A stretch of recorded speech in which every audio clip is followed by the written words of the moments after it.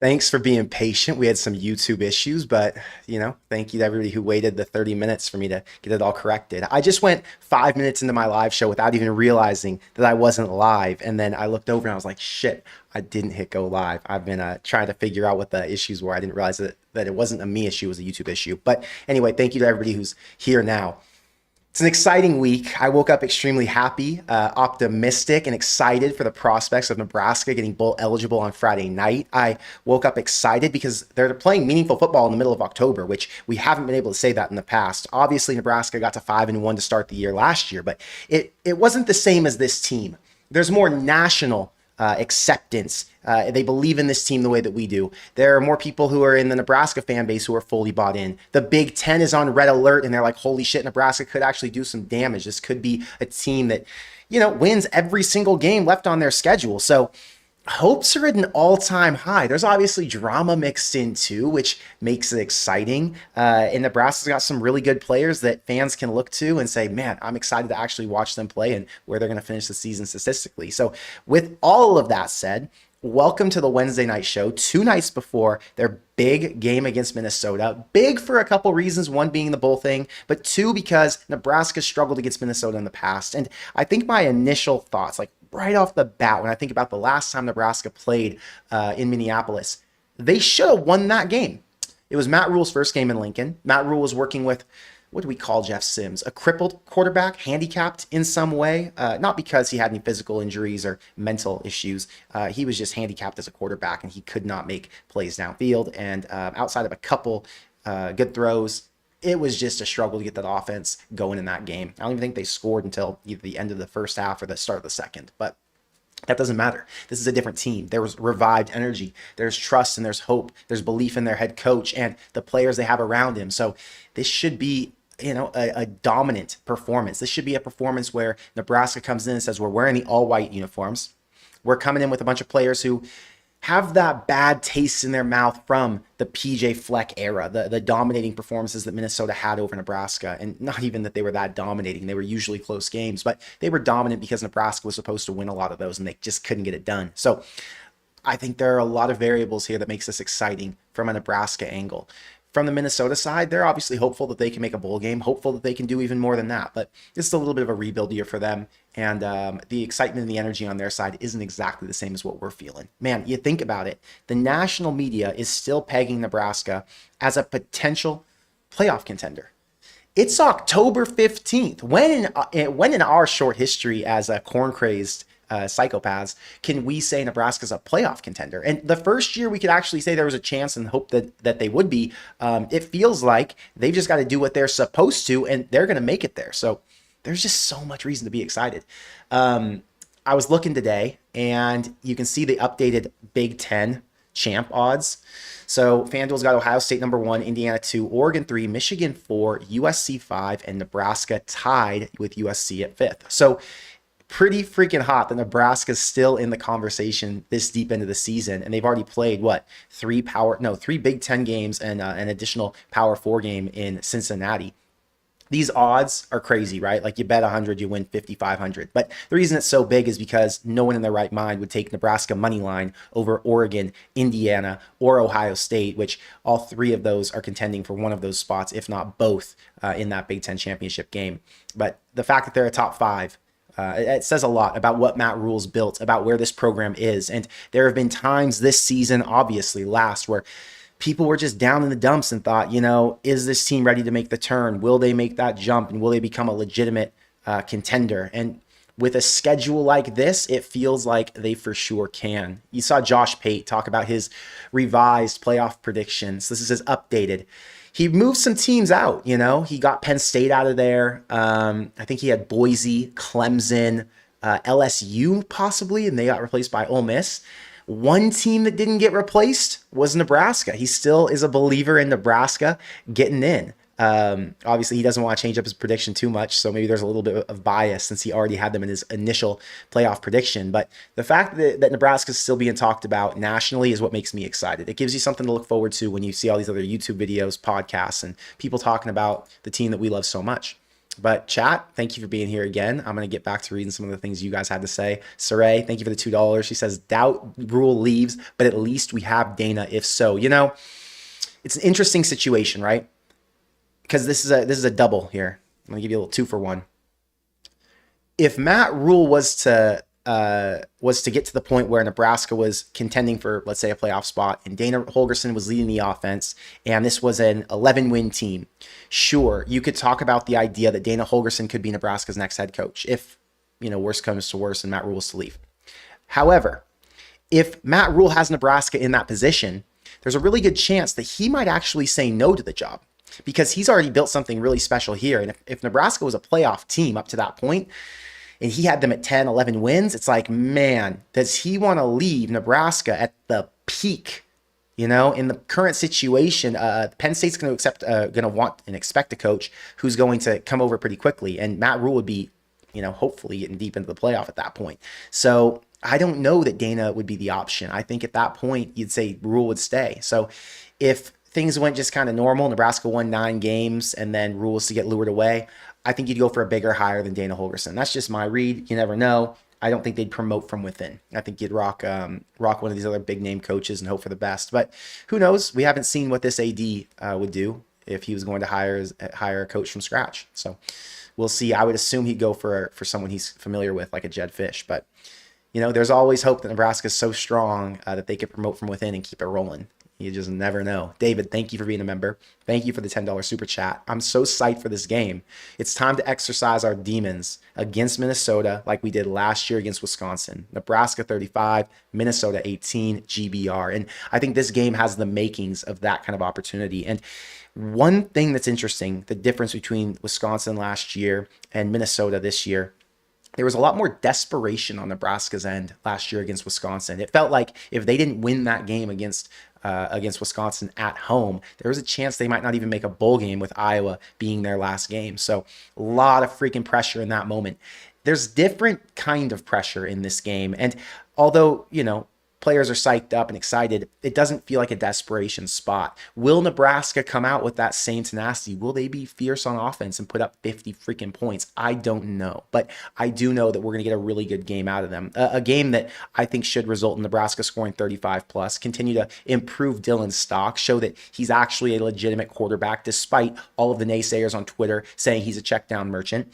I really hope that Nebraska can come out and covering the spread, not for me to win money. I don't really care about that, right? A couple $100 isn't going to change my life. I want them to win and cover the spread because I want to feel like, wow, this team has the makings of a great team. Good teams win, great teams cover. Do what you're supposed to do on a talent level. Go and show people that, yes, Minnesota has been a thorn in our side in the past, but Minnesota cannot compete with a school like Nebraska. They cannot compete with Matt Rule in year 3. Sure, they won in a miracle with a lot of mistakes by Jeff Sims, Anthony Grant, and everybody else that day who wasn't able to get it done back in 2023. But this time around, they have no business playing on the same field as Nebraska. The only reason this game should be close is because Minnesota is playing at home on a Friday night when you're going to get them in their most emotional spot. And they obviously have a bad taste in their mouth with Nebraska for whatever reason. PJ Fleck has forever made this team fight extremely hard against Nebraska. So we'll see. I think Nebraska is the better team on paper. They're the better team when you match them up in every statistical category, and they should be the better team on Friday night. I'm very optimistic about the prospect of them winning by 7.5, 8.5, 9.5, 10. I'm hoping this is a double-digit win. It should be. And right now, if I was in the bet, which actually I already did, I'm betting on them winning by 10 plus. I'm excited. I'm optimistic. So is Chat. Chat thinks this is a two touchdown win. We'll have to see. Friday night's going to be fun, though. I'll tell you, this is my favorite part about Friday nights.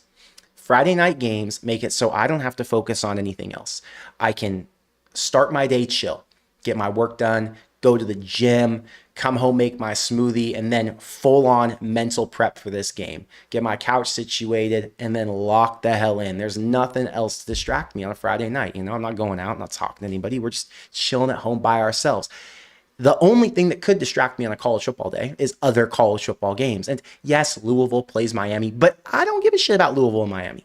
So I'm going to be fully locked in, no games on the side. We're going to enjoy this one. We're going to watch Nebraska get to a bowl game. 6-1 by October 15th. It's just so freaking good. We expected it to happen. Actually, I believe in my preseason prediction. No, my official preseason prediction, I predicted Nebraska to go 10-2, right? So I do think I said their only loss would be either Michigan, Michigan State, or Maryland. I may have said Minnesota in my official prediction, actually. I made a couple predictions. One was a loss to Maryland or Michigan. No, Maryland, and one was a loss to Minnesota. But yeah, at this point, Minnesota's not a threat in my eyes. And I think Nebraska's locked in enough to not view this as a trap spot or anything crazy like that. So anyway, I'm excited. It's going to be fun. Dave, thanks for being a member. Thank you for the $27.17. He says 27-17 and you neck and neck until the fourth quarter. We win the fourth 13-3 to put the game away and cover. Speaking of neck and neck, Trey Taylor needs our help tonight in the supporting news best QB poll. He's in second and voting ends tonight. All right, after this stream, I'll pull up. Well, I'll do it right now so we can make sure I don't forget. Sporting news, you say? You know what? We're going to find it right now. Sporting news. And where is Trey Taylor? How do I find it, Dave? Sporting news, Trey Taylor. Just going straight to Google. Vote, mid-season high school. Here's how you do it. You go to sportingnews.com, just type in sporting news Trey Taylor. Then you're going to go here, get to the vote, and you can scroll down. Trey Taylor, he's such a supporter of Nebraska football. He's doing his best to recruit for this team that we got to support him when we can. So this gets his name out there more, whatever we got to do. He's at 42%, 49,255 votes. Damn, that's a lot of votes, man. That's a lot of freaking votes for a high school thing. Regular chat. We got 228 people live. Can we get 200 more votes for Trey Taylor? Just, when you get a chance, go to sportingnews.com and knock that out. Thank you, Dave, for telling us. Going back to your comment, you said neck and neck until the fourth quarter. It's so interesting. Nebraska's really shown that they can separate themselves at the end of the game. Nebraska's really shown that they've got a quarterback who plays his best football at the end of a game. I was looking at something today. Someone had sent me over DM, and it was like 4 games: Cincinnati, Michigan, Michigan State, Maryland. It was the spreads for Dylan Raiola. How many yards he throws, 4 touchdowns, interceptions, and his fourth quarter is elite. I mean, he's been fantastic. The middle of the game, it's been a little choppier, a little bit slower, unfortunately. I think it lulls us to sleep, and we're like, God, we don't want to see Nebraska fumble this away. But at the end of the day, he always finds a way to pull out a win, just like last week against Maryland. So neck and neck, I wouldn't be surprised. Hopefully we get a little bit more separation than that, but I do think that you're right on with the prediction. 10 points sounds pretty freaking good. Mr. Jim, sorry. Thank you for the 31-13. Nebraska 31, Minnesota 13. I believe we win, cover, and show out. In the all whites, I'm confident they come out strong. I'm confident they come out motivated. This team knows what it would mean to beat Minnesota, get the monkey off the back. They know what it means to be able to wear alternate uniforms and not be embarrassed in them to the point where they don't want to wear them anymore. They know what it would mean to come back to Lincoln with a chance to get to 7-1. Right? They all believed before the season that they could get to the playoff. A win in a game on the road, a Big Ten game on the road, something they haven't done in since 2006, back to back, would really put our minds at ease. It would start to wake everybody up around the country to start saying Nebraska's legit. It would instill more confidence in that entire locker room. I mean, this is a really meaningful game for that team. So I'm excited, and I do think they are going to show out. I see some comments about the sound and stuff. If you got issues with sound, just reload the page. There have been multiple times on YouTube in the past 2 months where you won't hear the audio or it'll be really faint. I don't know why. It'll go in and out. Just reload the page and it always works. Joe, thank you for becoming part of the corn-crazed army. I appreciate you. Splurge says, do you think Penn State would look at a Dan Mullen? I think Penn State, being the cream of the crop when it comes to the Big Ten, they're one of the top programs. Are they tier 1? Are they borderline tier 1? They're in the conversation.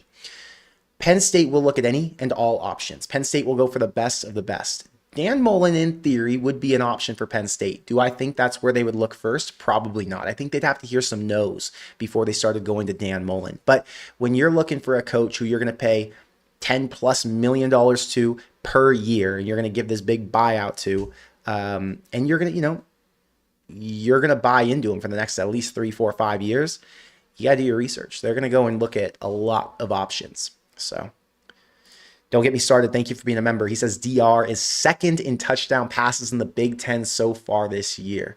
You know, I was looking at the stats on ESPN before I got on here. Let's pull that up. So speaking of second, Emmett Johnson is second in terms of rush yards in the Big Ten. I will say, no disrespect to Emmett Johnson. Love Emmett Johnson. He has the privilege and the benefit of being a one-man show at Nebraska. You look at Justice Haynes, who leads the pack at number 1.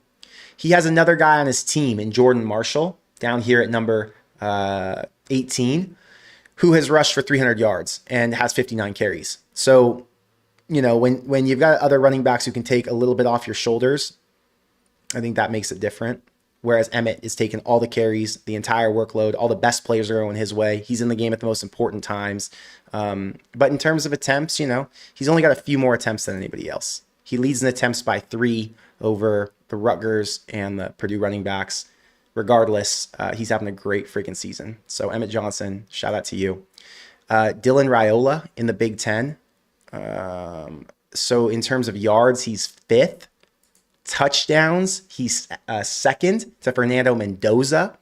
Interceptions, he almost, well, no, because this factors all of these QBs. In terms of starting QBs, he's not that bad. I'm not even going to do the math. I'm trying to figure out where he fits in that line of 40 quarterbacks who've played so far. Completion percentage, Dylan Raiola's at the top of the group, 73.4, number 3 behind Damon Williams and Julian Sayin. Damon Williams is a freak athlete, really good quarterback. Julian Sayin has the privilege and the benefit of working in the best and most efficient offense in college football. I mean, it's always the best. They have all the best players. They have a great coordinator.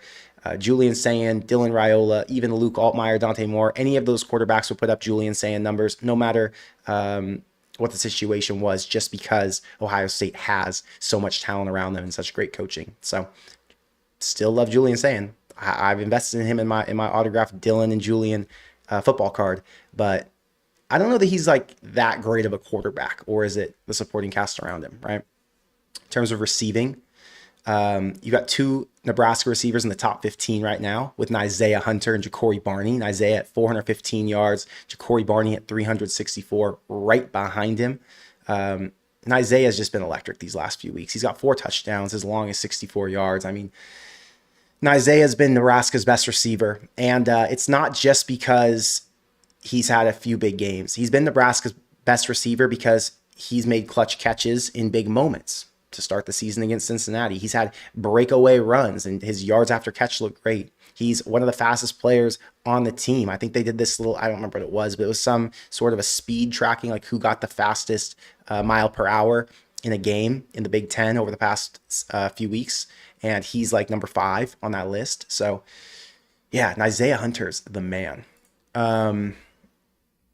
Nathan says, if Rule were to leave, hold on, I just lost my chat. I got to go back up here. If Rule were to leave, I hope he doesn't. I think we should go after Missouri's coach, Drinkwitz. Drinkwitz would be a great coach. Yeah, there's a lot of good coaches out there. If anything was to ever happen, you know, there are a lot of good options. The world is not ending if Nebraska was to lose a coach. That was kind of the point of my live stream the other night. And I'm not trying to dwell on this or focus on this. I'm just mentioning it because I know people are still interested in it. Nebraska's run with Rule has been so spectacular. The rebuild, right? Not the wins and losses, whatever.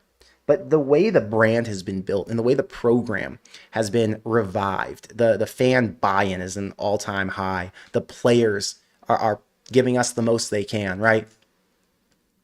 If another coach had to come in and he didn't have to do the whole rebuild thing, like start from scratch and figure out how to get it fixed, and he could just come in and coach football, I'd be a lot less worried. I think that's the best way to say it. A lot less worried about what coach they brought in. If they bring in a winner, that guy's going to come in. He's going to get the right coordinators in with him.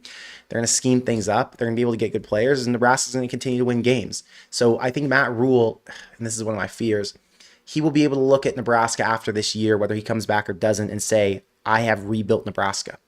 I have fixed the underlying issues. I have cleared that program of all of their curses. And from here on out, Nebraska can just go out and focus on winning football games. All of the foundation has been laid. And whether it's Matt Rule, whether Drinkwitz, anybody, Jed Fish, no matter what coach is here in the future, this team will have the capabilities and the opportunity to go out and win big games. But you had to get over the hump. It took 3 years to do that. And Matt Rule was the perfect guy to come and fix it. Derek, thank you for the $10 super chat. I've noticed a lot of negativity around Nebraska being back or being relevant. What would you say to those people? Well, Derek, are you talking about Nebraska fans or are you talking about fans around college football? I think there are a lot of people who doubt Nebraska. There are a lot of fans around college football who aren't used to Nebraska being good. And because of that, they just assume Nebraska won't be. So Nebraska is an easy target to bully. They're an easy target because every time we think they're going to be good, every time they get ranked or the national media starts to bring them into the national relevancy conversation, they fail, they struggle, they stumble, and the wheels fall off. Just like last year when Nebraska got to 5-1 and then barely made a bowl game, right? So I think it just is what it is. It comes with the growth of being a good team. And until Nebraska actually proves it and is really good, people are going to struggle to accept them into the cool kids club. Does that make sense? I think one issue has been you have this section of people, this group of college football fans, or I would call them haters, who have targeted Dylan Raiola, and now it's a big joke. And so it's like cool to hate on Dylan Raiola for copying Patrick Mahomes, which again, I think is the lamest thing of all time. Like, it's just so stupid. It's so childish. Like, what do you mean he copies Patrick Mahomes? I don't know. Yeah, I think there are people who are just like that, and they're just going to continue to be haters, and it'll take Nebraska winning at a really high level to get them to be, on our side, I guess you could say. People don't want Nebraska to be back or relevant because every time it happens, Nebraska fans get really excited, and then, we were wrong. So I guess that's what it is. Blade says, why don't you go live during the game? There's usually a delay. Like if I'm recording the live, I think there's like 30-second delay. So if I'm talking to you through the game, I guess that's been one issue I thought of. But I don't know. I don't know what the interest would be. Like how many people would watch? I'd have to get a lot of people to want to watch me go live for it to be worth it, Otherwise, I'd rather just watch the game in peace, in silence, and then come give you a really strong post-game reaction. I think I give one of the best post-game, and this isn't me, like, I'm humble, I promise you. I'm not trying to brag. I think I give one of the best post-game reactions on YouTube, period, because I am such a passionate fan. I do love this team so much. I care so deeply. And so you get the rawest and realest emotion out of me when I do go live. I kind of replaced John Johnston in that sense. Not replaced him, but I don't know how much YouTube he still does. He would get really emotional with Nebraska and people love to watch it. And I was like, man, I need to copy what he's doing. Not copy, but, take inspiration from. And I don't want to take away from my live reactions when we all have this like group therapy session for an hour after a game ends by just going live the entire way through. Yeah, that's my thought on going live during the game. But I have been asked multiple times. Let's see.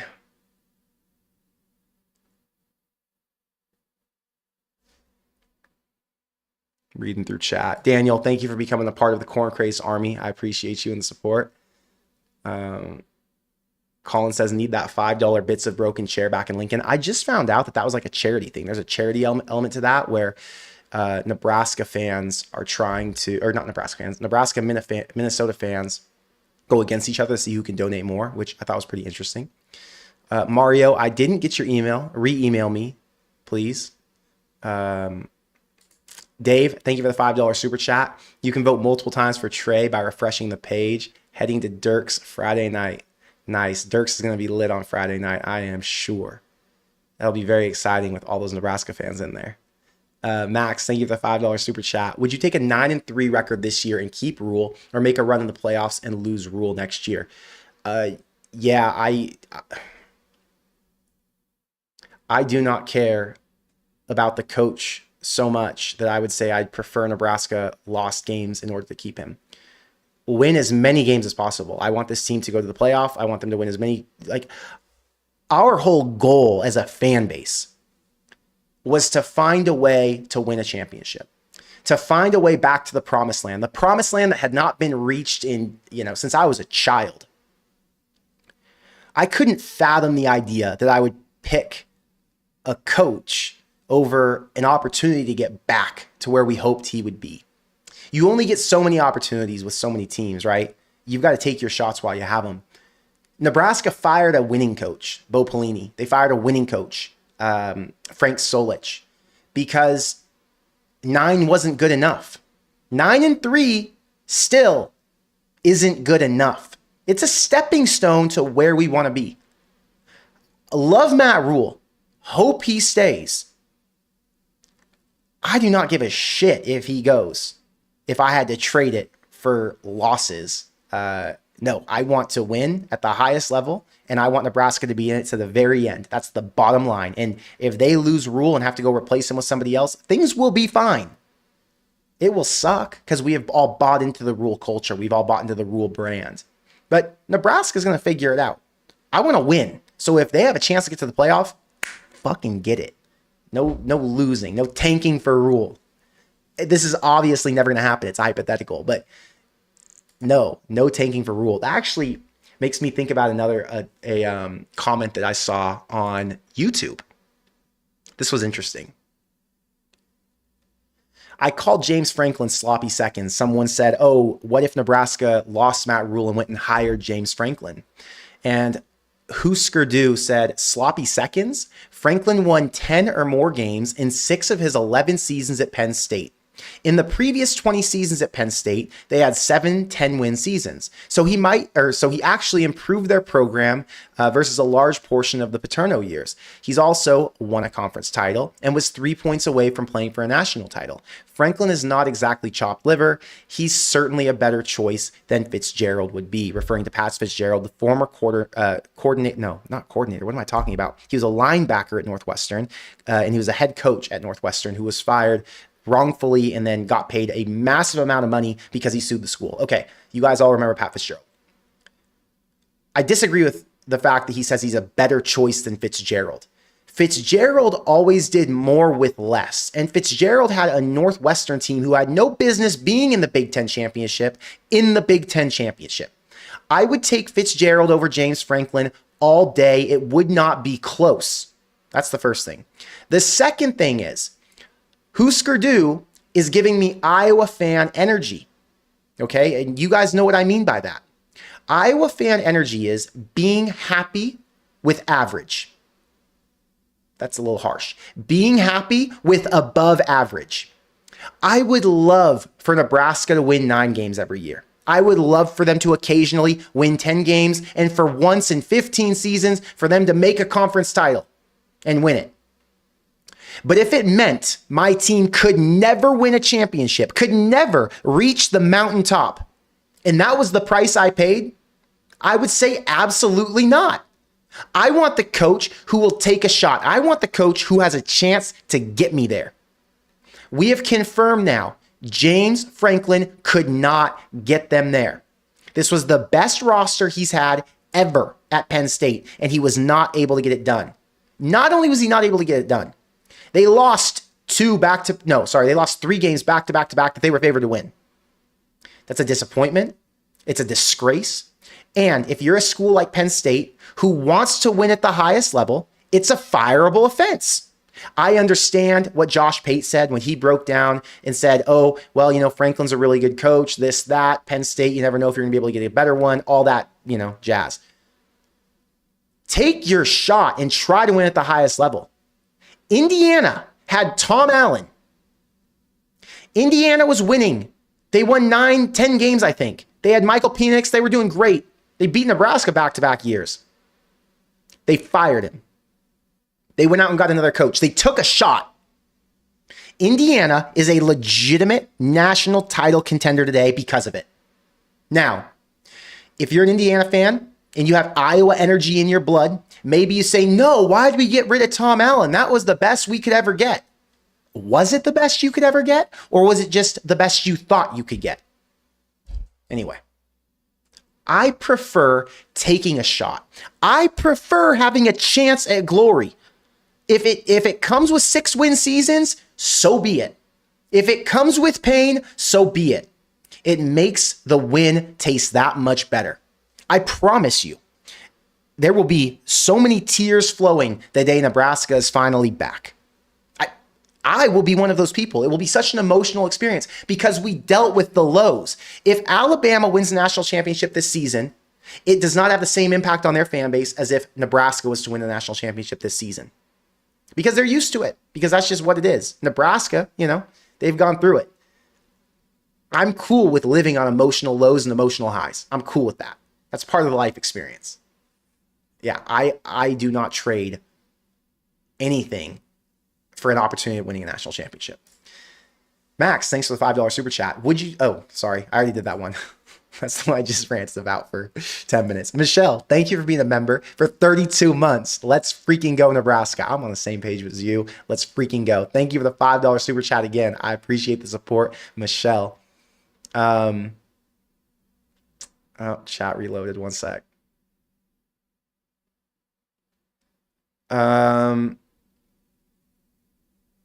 Here you go. Ethan says, I'm not watching you during a game, Connor. Love you, but got to lock in. That's how I feel. It's hard for me to sit there and watch a game with you guys because we're all trying to be locked in. Jacob, thank you for the $10 super chat. 5-1 this year feels a whole lot better than last year. 2 quality wins over Cincinnati and Maryland. It's also been weird to win games in the fourth quarter. I'm still conditioned to expect to lose. And I think that's the difference, right? Nebraska's kind of gotten over the hump, and they've gotten over the things that made us so nervous as Nebraska fans in the past. They stopped doing the stupid things that made us so upset after a loss, right? It wasn't that Nebraska would lose games. It was the way that they would lose them. And the fact they've gotten over that, or at least it seems they've gotten over that in these last, the Cincinnati game, the Maryland game, and the Michigan State game, and the fact that they fought against Michigan and had a chance to win, even though they shouldn't have. I mean, all of those things are just showing that this team has upgraded in so many ways and that they're going to be competing down the line. It makes you really happy. So I agree with you, Jacob. It's exciting. Max, thank you for the $5 super chat. I can't open it. I'm sorry. I don't know why. It says message retracted, but I do see it and I appreciate you. David, thank you for being a member. Thank you for the $10 super chat. I honestly missed your post game after the Maryland game, but I bet your game experience at Texas OU was fire. I live in Utah and I'm going to my first Holy War game on Saturday. That's freaking awesome.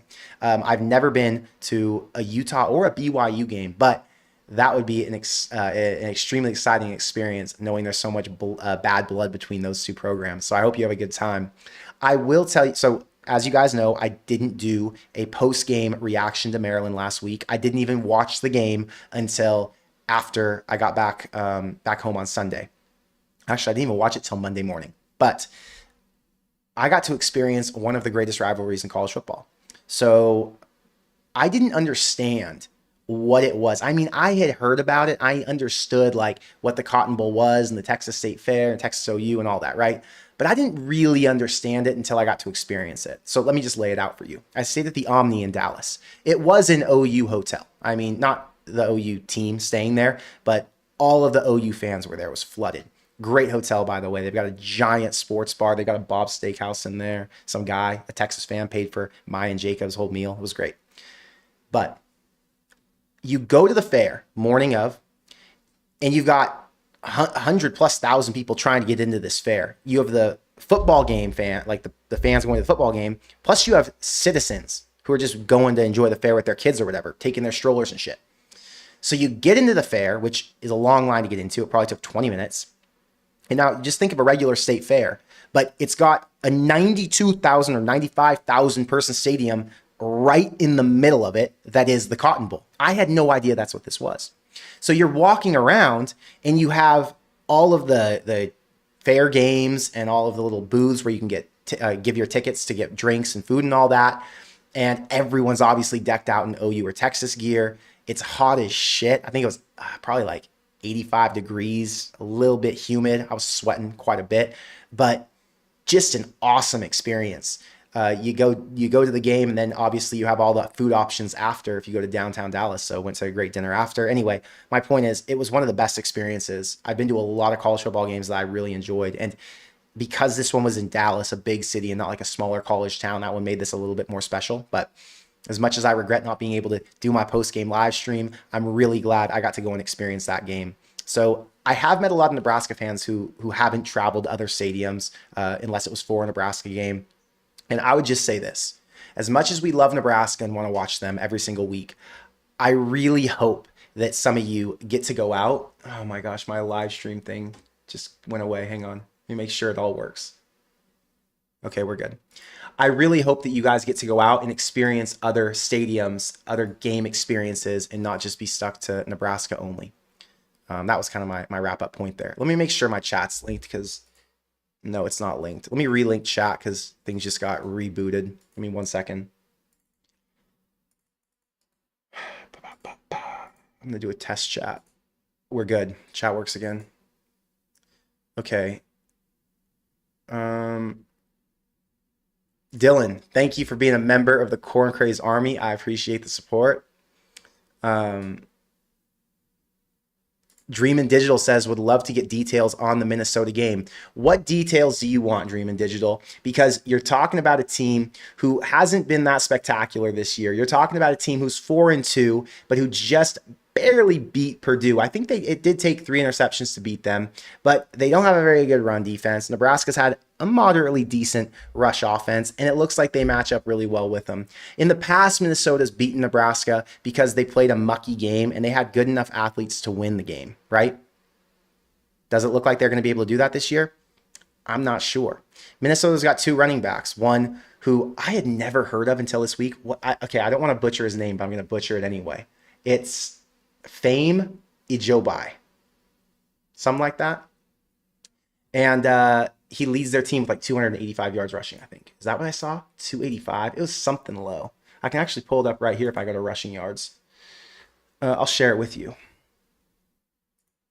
Minnesota's leading running back is Fame with 225 rushing yards. Darius Taylor has 55 carries for 205 rushing yards. That's 3.7 yards a carry. Uncharacteristic of Minnesota, a team who in the past was a lot better. Their best receiver, I don't even know who it is. It's crazy. Brockington, 23 catches for 253 yards. Javon Tracy's better, I thought, but they have the exact same number of yards this year. Same, 2 touchdowns each. This just isn't the same Minnesota team that we're used to talking about. It's not the same Minnesota team that gives Nebraska problems. And it's going to take Nebraska getting in their own way to keep this one close. It's going to take Nebraska turning the ball over, giving up sacks, not making tackles to allow Minnesota to either get off to a lead or to keep this one close throughout the entire way.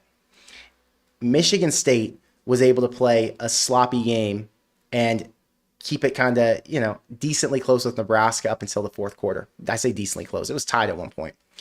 Minnesota has the potential to do the exact same thing. But if Nebraska's clicking, Minnesota's got no shot. So Drake Lindsey, 9 touchdowns, 3 interceptions, 1,200 yards on the year. He's like a pocket passer, but he's young. Is he a redshirt freshman? I think that's what he is. I just don't know that Drake Lindsey is going to light up Nebraska's secondary, who's got one of the best, pass defensive grades in the entire country right now. So I'm not too hot on Minnesota being a team who's a legitimate threat to take down Nebraska on Friday night. I do believe that, the college football excitement, the pageantry of the Friday, knowing that it's a big game for them, that could get them to play at a higher level than they have all year. I'm just not buying into it. I think Nebraska's super locked in, super focused, and they should be able to win this by 7 points. And if you can win by 7 points, I'm feeling damn good about it. I think this game is being overhyped. That's kind of my main point here. That was the main thing I came into this live stream thinking about. People talk about, well, there's a chance Nebraska could lose to Northwestern or Minnesota. But if you took off Minnesota's name and you slapped another brand on it, would you still have the exact same feeling? Or is it the history against Minnesota that makes you scared? I would argue it's the history, because that's what makes me scared about Minnesota. That's what made me predict that Minnesota would beat Nebraska in the preseason, because PJ Fleck, quote unquote, knows how to. But does he know how to beat a rebuilt Matt Rule team? Or does he know how to beat a Matt Rule team who struggles to get anything done in his very first game of his career at Nebraska and then never be able to do it again? I lean on the latter. I think PJ Fleck's going to struggle to outcoach Nebraska in this game. I think their players aren't going to match up as well as Nebraska in this game. And I just feel good that they're going to come out fiery, and it won't be a letdown spot like so many times in the past have been when they played in this game. So those are my initial thoughts. Again, Nebraska lost this game in Minneapolis 2 years ago with Jeff Sims at the helm, Anthony Grant fumbling with, I think, less than 2 minutes in the game, and Nebraska still found a way, Minnesota still found a way to win that game when they probably shouldn't have. So I'm optimistic, to say the least. Does that cover it, Dream and Digital? I want to get you something about my thoughts on Minnesota. Derek, thank you for the $5 super chat. Do you think you could do a collab with Adam Carricker? That would be badass. Yes, 100%. I will call Adam this week, and maybe we do a collab. We'll do a collab next week at some point, I'm sure, as long as he's not busy. But yes, I will call him, and we can do that. Evan, thank you for the $5 super chat. Nebraska 35-21. This is not the same Minnesota we've lost to in the past. No significant trench discrepancy. Emmett goes for 200 plus GBR. That's one where I'm kind of nervous. Not going to lie to you. If you look at Prize Picks, I like talking about Prize Picks. They've got Emmett's line currently at 96.5, okay? Last week, he went for 140, but he hasn't gone over 100. He went for 176 against Maryland. He hasn't gone for over 100 since the Akron game. So, yeah, I don't know. Minnesota's gonna key in on him. Minnesota knows this is kind of a revenge spot in his head. Minnesota knows Nebraska's going to want to run the ball with him since he's one of the best athletes on their entire team. Is he going to crack 100? I think that's a big question. 200 seems crazy to me. I think Nebraska's going to have a lot of success through the air. And I think that it could be any of the three. It could be, really, it's any of the two. It's either an Isaiah Hunter or Ja'Cory Barney. Make your pick. Who goes off? Lately, it feels like they've both been going off just in different ways. So I think Nebraska gets it done in the air. I think Emmett runs for, if I had to project, I'm going to go rush receiving combo, Emmett 110 yards. That's what I'm feeling. I just think that Minnesota is going to want to stop that. I think Minnesota is going to try and play the Iowa style. Minnesota is going to try and play their old school style, a way to not allow Nebraska to get too many possessions, a way to not allow Nebraska to make too many big plays. They're going to tackle well. And that's my biggest concern in terms of talking about Emmett going for some crazy stat line, David says, we need our focus back on the Minnesota game. We can't predict the future. Look, I think the entire team is focused on the Minnesota game. I think that this team is so focused on the 1-0 mentality that even when we get to the end of the game and it feels like they could possibly lose it, like last week against Maryland, they find a way to win. I think 1-0 was being installed last year, and I think it's fully downloaded up to this point. Like, the players have bought into it, and no one's getting outside of this week. I mean, we're fans. We talk about all kinds of shit. But none of the people on the team are getting outside of this week. They know the importance of it. They know how big it would be to get to bowl eligibility halfway through October and to keep their hopes alive for what their bigger goal is,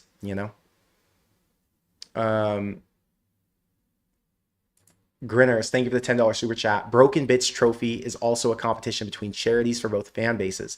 Please let chat know to donate to Team Jack. Connor, it won't allow me to post the website link. Did I mention this? Thank you again, Grinners, for the $10 super chat. Broken Bits Trophy is a competition between charities. So that means we probably have Broken Bits charity online. Let me Google it. How to support is it Mending Broken Bits? No, it's not it. Bits of Broken Chair Charity 2025. Here it is. We're going to pull it up. The return of the $5 Bits of Broken Chair Trophy. And there you go. Team Jack Foundation and Team 1-4. So if I want to donate for the Huskers and I click it, donations. You can see people have been doing it, and we're already up to $15,000 raised. Nice. So if I hit donate, 9025.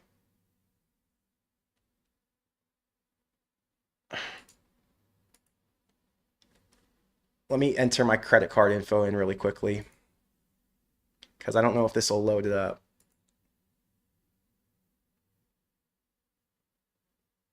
I'm going to donate to show you guys how to do it. California, United States, email, phone, done, credit card in, submit payment. Oh, email. Okay, there we go. That's how you do it. I donated my $25, grinners, and that's how you guys can do it too. So it's brokensharetrophy.com if you guys want to donate to that and support that charity. Okay. Going back up. Tyler says, why don't you do any normal videos anymore? All this channel does is live. Yeah, I could not sustain doing normal videos. I was capped at how, so this is a full business. Like when you run a YouTube channel, the amount of time that goes into producing one video is a full-time job. I couldn't have a job and make YouTube videos is my point. And unfortunately with the niche I'm in, I can only get so many views since I'm talking about one college football team. And if I wanted to do something different that could make me more money, I would have to go outside of my niche and talk about all college football or a much broader topic that you probably wouldn't be interested in if I'm being real with you, Tyler. You probably wouldn't watch as many of my videos. So I was thinking to myself, do I go out and build another business, do something different, or do I continue to try to make this work? And ultimately I decided it was time to go out and build something different and to turn this back into my hobby. So this is my hobby now. I don't do it as a job. I do it for fun because I enjoy being here. And I've still got to work. So that's why I don't do any other videos outside of going live. Live is a much easier task for me. I don't have to do all the editing, all the producing beforehand with the scripting and the editing that goes into it. It's a lot of freaking work to make a video. People don't realize it. So that is why, brother. I'm sorry. I wish I could have made it work, but when you're talking about something that's niche, and if I was a college kid, like if I'll be real with you, if you're a diehard Nebraska fan and you can make content as good as mine, I could teach you how as well. I could get on a 1-hour phone call with you if someone wanted to do this. I could teach you how to make $100,000 next year being corn crazed. Like if I could easily make $100,000 on this channel. I could probably, if I really wanted to move to Nebraska and dial in, I could probably make about 300 grand a year off this channel, which is great. My goals are different. And having this channel is like a job. So if you're older and you want a hobby, or if you're younger and you can afford to work for less money, this is a great job.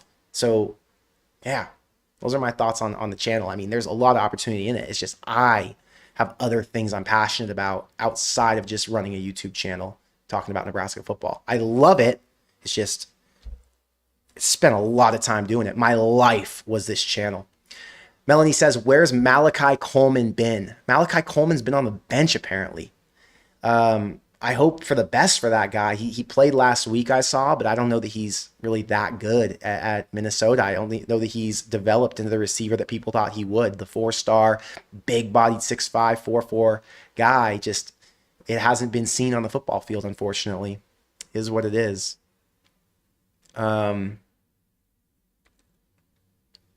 JJ says, year 4 for Rule won't be easy. Ohio State, Indiana, Washington at home, Oregon, Iowa, and Illinois on the road, plus Maryland at home and Michigan State, then Rutgers on the road.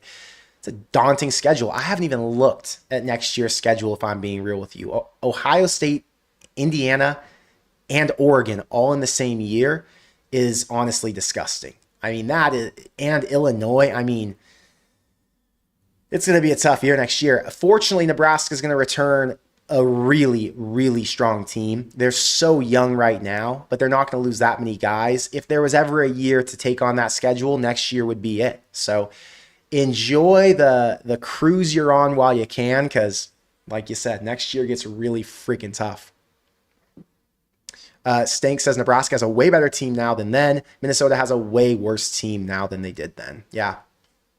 Minnesota is not the same Minnesota that we've seen before. And Nebraska is obviously light years ahead of any Nebraska team that Minnesota has seen yet. So, or PJ Fleck has seen yet. So I'm cautiously optimistic about this. Ill in the Blank says, I remember Jeff Sims had a combo meal at Amigos. They dropped the bag on the street instead of handing it to you to keep up with the theme. Ridiculous. Hey, Jeff Sims got to play for ASU last week, which was exciting for him. Dylan, thank you for being a member. Thank you for the $5 super chat. We are due for a kickoff/punt return, and I think it happens on Friday. I think there's a good chance it's coming soon. I just don't know when.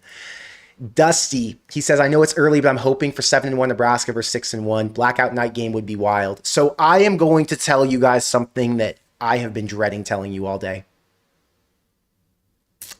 Doesn't make me happy to say it. I read an article and I have to share it with you.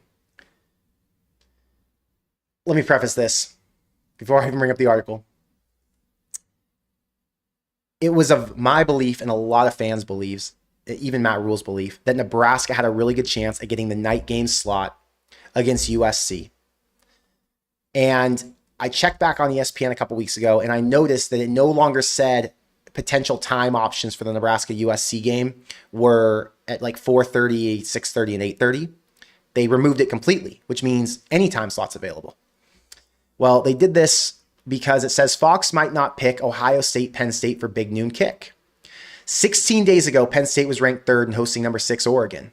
For Nittany Lions fans, all was going according to plan. 3 losses later, including 2 conference afterthoughts, UCLA and Northwestern. Penn State fires their coach. Life comes at you fast, especially in the media landscape. Penn State set to visit Ohio State. This game was all but written in pen to be televised by Fox in their love it or hate it big noon window, which is 11 a.m.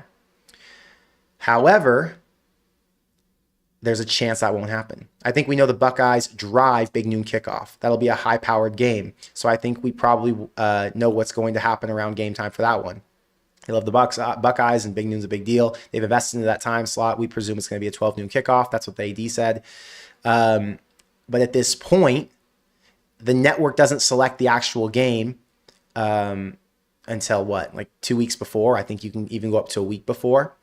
And now that Nebraska's a legitimate contender and USC's really good, there might be a shot for Nebraska to get the Big Noon slot. So it says, speaking with some ratings experts, most believe the Ohio State-Penn State game remains a 70% chance to be Fox's pick, but USC beating a ranked Notre Dame coupled with Nebraska staying ranked while Penn State continues to lose could change that. So I am nervous that Nebraska might end up playing against USC in all black uniforms in a blackout at 11 a.m. All it takes is a USC upset this week, Penn State losing as an underdog at Iowa, and Nebraska beating Minnesota to make this a really intriguing matchup for Big Noon. So I don't know what the percentage chances are right there. It says 70% chance it's still going to be Ohio State, Penn State. But if Penn State keeps losing, are they really going to put Penn State, Ohio State in that slot when you have a potential massive matchup with USC and Nebraska? I don't know. I'm nervous, Dusty. I hope that it ends up being a night game. Let's see here. Yeah. Big Red Fever says highly dislike Big Noon Kickoff. I hate it. My issue is I travel to games. So when you travel to a game, it's all about the entire weekend experience, right? You don't get to have the entire weekend experience when you got to go to bed early so you can wake up and go to the game, right? So I want to be able to go out the night before. I want to be able to participate in the pageantry of the day of the game, like the Saturday going out and hanging out beforehand, drinking, meeting people. And if it starts at 11, it's just too freaking early. So I hate it. I freaking hate it. I appreciate you. Don't get me started. Thank you for the support a ton. It means a lot. Let's see. David, thank you for the $10 super chat. He says, I'm not sure how many Nebraska fans there are in the USA, but I bet a $10 donation in GoFundMe by every fan could create summer NIL money for Nebraska.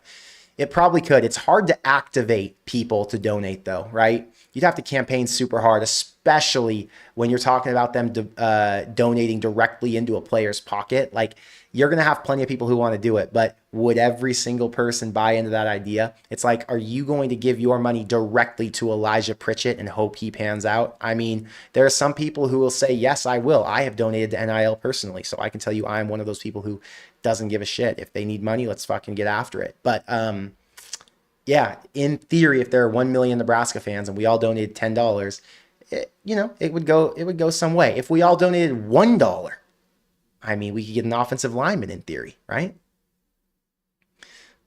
Talus says, what do you think our chances are against Penn State? I You never know, because just like UCLA was down bad a few weeks ago and then flipped the script with their new play caller, Penn State could do the exact same thing. They're still an extremely talented team, and they'll have all the potential in the world they could even win out. But you won't know until they play this week, and we get to see what they look like with a new play caller.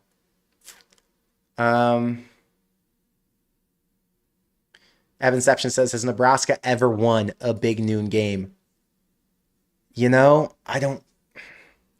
When would they have? I don't know.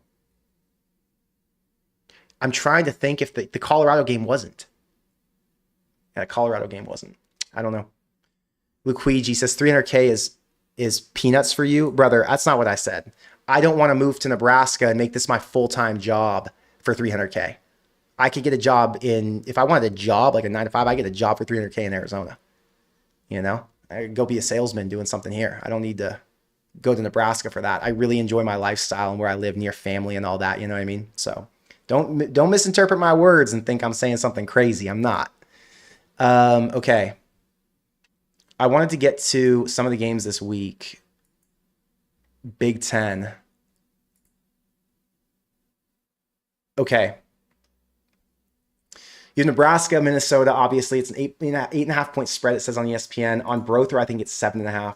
Let's see. Yeah, on Brothrow, you can get Nebraska minus 7.5 right now. It's moved all the way up to 9.5 and came back down really quick. If you guys do want to bet on Brothrow, sign up, brothrow.com, use code CORN, and you get a $10 free bet if you use the code, okay? That's the first thing. The second thing is when you play on Brothrow, you don't pay a VIG, which means you bet $50, you win $50. So you save a ton of money. You can see right here, I've saved over $10,000, almost $11,000 playing on Brothrow. That's a lot of freaking money. I don't know if you guys just have like $10,000 laying around in your account, but I wouldn't have $10,000 laying around in my account right now if I wasn't playing on Brothrow and I was doing all this on FanDuel. So I'm glad I've been using Brothrow. Anyway, there are a lot of games on here you can bet, every single game. And I'm excited about some of them. I'm going to tell you my favorite one right now is Vanderbilt LSU. I love Vandy. I already took this one. Did it get accepted? Yeah, it got accepted. I'm on Vandy minus 2.5. I really look forward to that game. I just realized that game's at 9 a.m. So for me, for Pacific time, college football starts at 9 and doesn't end until around 11 p.m. on Pacific Coast. So yeah, my day is like 13, 14 hours of college football. But my dad texted me and he's like, hey, I'm going to be in Vegas. Why don't you just fly over since you don't have to do a live stream on Saturday? So the new game plan is I just booked a flight. I'm going to fly into Vegas to my dad's house on Saturday morning. I land at like 9:30, I think, or maybe 9:45. So I missed the first 45 minutes of that Vandy game. But I'm going to watch games all day in Vegas, go out to Durango, play craps at some point, and then fly back on Sunday to Arizona and get my week back on track. But there are some good 9 a.m. games. For you guys, I know your games usually don't start till 11 a.m. Okay, wait, let's get back to the Big Ten slate.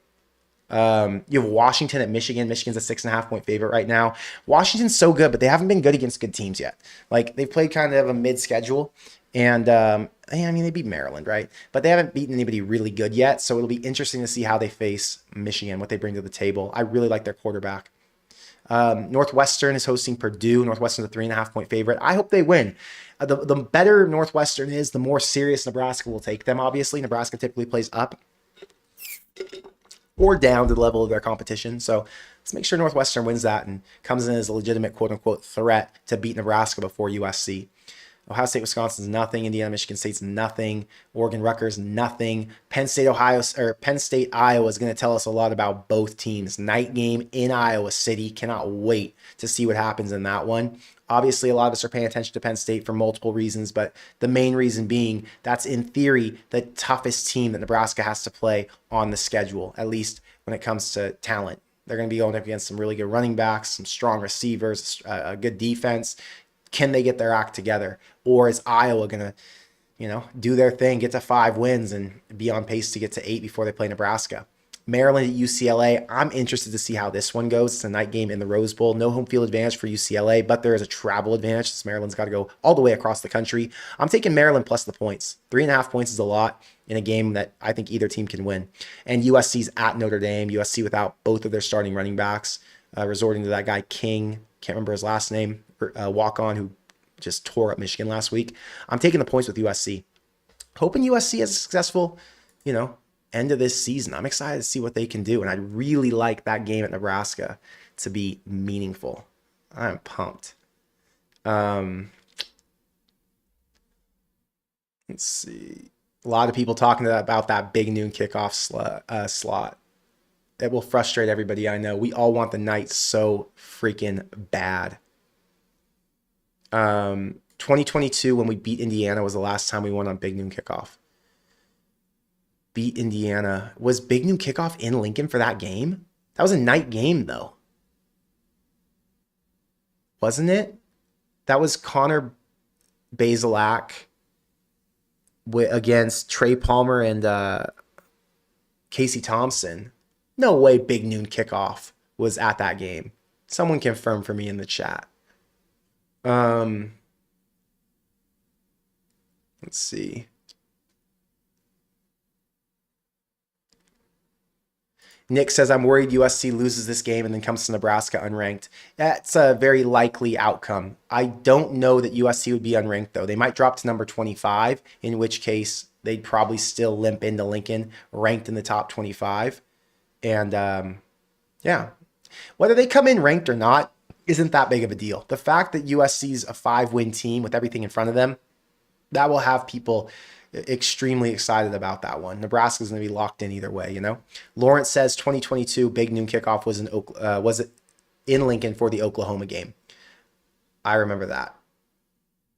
So I think that was the last time I was at that game. That was disheartening. The way it started so fast. It was so positive. I felt like there was so much reason to believe. And then the wheels just fell off right after that first touchdown. Was it Trey Palmer who caught the first touchdown? Very well may have been. Some of the other games I'm excited for this week.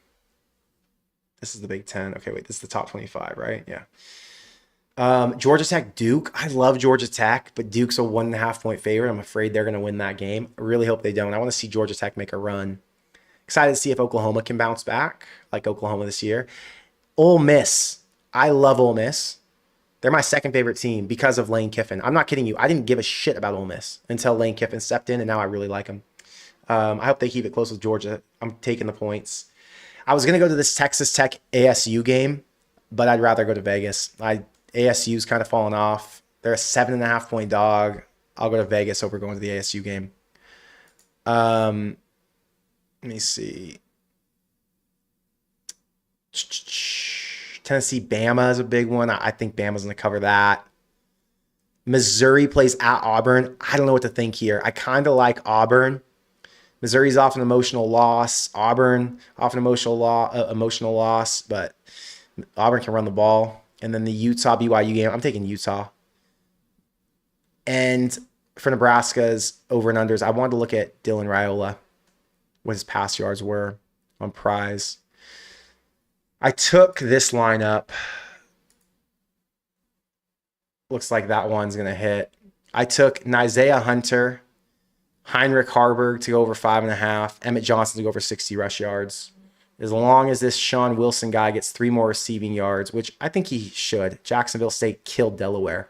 Then that should hit.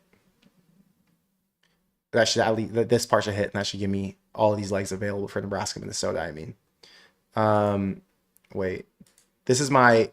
Wait, what was I trying to do? I was trying to look at Dylan Raiola. Sorry, I'm getting all mixed up. Raiola pass yards. Raiola is at 248.5. He threw for 260 last week, 194 the week before. I'm taking Raiola over pass yards, and I might make this just a straight up bet. I can get this on my book. I'll have to pay a vig, but it is what it is. Raiola over 248.5 feels good to me. I think he'll be able to throw on Minnesota. That's probably my favorite pick on Prize Picks, by the way. Either that one or Nizea Hunter. Nizea Hunter is all reliable at this point. Tallis says, do you think McGahee will transfer because he's redshirting? I don't think so. I mean, you never know, right? But if Matt Rule trusts him, believes in him, tells him, you're going to play next year because you got a guy like Deshaun McCullough who's going to graduate, it's going to give you more opportunity, why wouldn't he come back? You know what I mean? I wouldn't worry about any transfers yet. We'll learn more about that later. Hey, Connor, is there somewhere we can follow your picks? Eli, I was putting them in the Discord. I didn't know if anyone was interested, so I stopped posting them. I just forget. I could put my picks back in the Discord if you want to see them there. Just like go to the Discord, hit the like button, or like hit the like on my last picks, and remind me. That'll remind me, and then I can start posting them there. I make so many plays. The problem is I bet 20 games a weekend, right? For like $200 each. And I just try to, get out alive, win 2, 4, 6, $800 every weekend. I bet almost every game. I'm a degenerate. I love betting on the games. John says, Rule's out of here. Who will our next head coach and QB? We're so far away from even knowing what's going to happen with a Rule. We have no idea what's going to happen with coaching changes. It's too hard to predict. We got to ask this question about 2 months from now, and then we can start to get into it. Right now, it would just be unnecessary guesses, right? Tallis says, will we see Malachi Coleman play at all? I wouldn't expect to. I don't know how much he would fit in. He hasn't been playing very much. But yeah. JR says, Connor, what's your prize pick strategy been in the red lately? I'm hit or miss as well. I'm positive on the year. I've already done a $250 withdrawal, plus I have 125 in my bankroll right now. So I'm up, $370 on the season. Let's see my strategy. Okay, I had some winners. I mean, small winners, small winner, small winner, small winner, small. Okay, that was a better winner. My strategy's been, take any of the boost options I can get. Like Gunnar Stockton was supposed to be at 200 plus yards. They discounted it down to 170. So I took Stockton and then paired him with a couple of not free, but ones that I felt like were free. And they were. Emmett Johnson, I had to go over 50 yards. He went for 176. Jeremiah Love needed to go for 60. He went for 86. I felt great about that. Another one I had here, I only won $1.25 on this because this Mackenzie McGill couldn't go for another 8.5 yards. North Texas couldn't run the ball. They had to pass all game. This one's a 17 to win 42. I mean, I pair a lot of green goblins that I love with plays I like. So like Emmett Johnson, I liked, so I was able to give him his full yards at 85, went for 176. And then I just dropped little green goblins on these to make sure that although my payout would be lower, I had a higher chance of success, So I do stuff like that.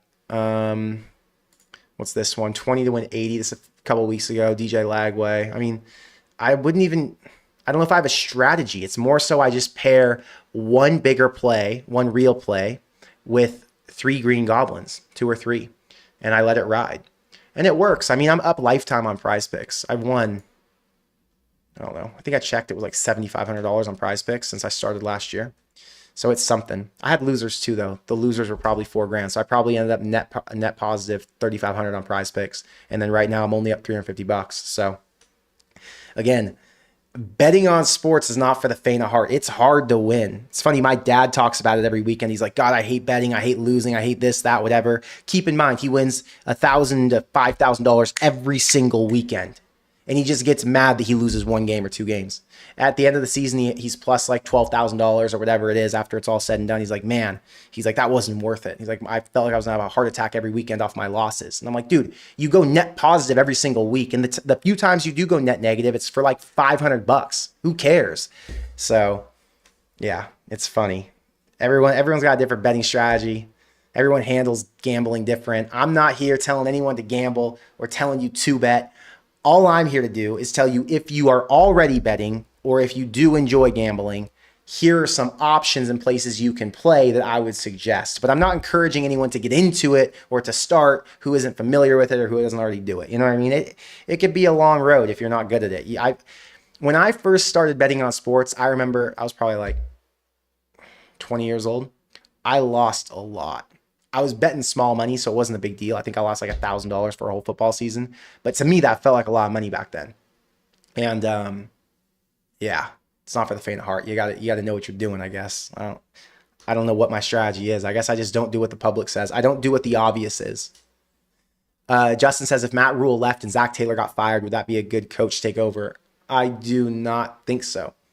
I don't want to see. I don't want to see a coach who's never coached in college come to Nebraska and try and figure it out. I don't think that would make sense. I'd much prefer a college coach who's more proven. You know what I mean? Wheezy says, are you limited on prize picks? I'm not limited. I just play for fun there. I don't expect to win. So I bet 17, 20. Max I bet is like $50 on a play. It's parlays. So I don't like to put a lot of money on parlays. I put all my money into straight bets. My unit size is $200. Recently, I've increased that to $300 on some games for straight on bro throw. So 300 would pay 300, 200 would pay 200. Whereas the parlays, it's like 50 can pay me, 400 or whatever. Let's see. The only Trojan says, I'm predicting Minnesota a win. Predicting Minnesota a win is in Nebraska winning 42-10. I would hope so. Sploder says, it's interesting that McGahee is redshirting because I thought he was going to make a bigger impact. A lot of us did, but Nebraska brought a lot of good players in. It's hard when you get these young guys to go head to head with the more senior dudes like a Dasan McCullough and expect them to perform at the same level, right? So I don't think McGahee's a bad player, and I don't think he's not going to develop into a stud or a starter. It's just you've got Petschok, you've got Dasan McCullough, now Ochoa. There are a lot of guys who've come out that we didn't realize would make as big of an impact as they did. So it just takes more time for him to bulk up. He's a defensive lineman in theory, right? Like a defensive end. The dude's got to get bigger. So I'm not worried about it. Eli, the Discord is in the description box right below. You can access it there, or just DM me on Instagram and I can send you a link. My Instagram's Conn1R, CONN1R. Oh, you can also hit the Corn Craze Instagram. I'll check that. I don't check that as often anymore, but Corn Craze Instagram or my personal Instagram. Evan says, look at how Belichick's doing. He's the GOAT of the NFL and he hasn't done anything. Tala says, do you follow basketball or any other Nebraska sports? No, I'm a sicko Nebraska football fan. That's it. I'm a Nebraska football fan through and through. Every other sport, I want to see him win. Volleyball, great, whatever. I don't care. I just watch Nebraska football. I'm addicted to it. I love it. I watch so much football and consume so much that I don't have any time to focus on other sports. Andrew says, people are way too far behind the Huskers. I'm thinking more of a 27-20 win or even a 21-20. I don't know. 21-20, that would be a letdown, in my opinion. I think a 27-20 would be reasonable. Nebraska winning by 7, but can't win this game by 1 point. Got to win by more than that. But guys, I had a great time hanging out with you on the stream. Talked about a lot of stuff tonight. I look forward to coming back on Friday after the game, doing a little live reaction, amped up with a win. I was worried that last week would be a loss and this week would be very different. But we're still alive. They're still kicking. There's still playoff hopes. And with all that said, thank you for being here. I will see you in the next one. Go Big Red.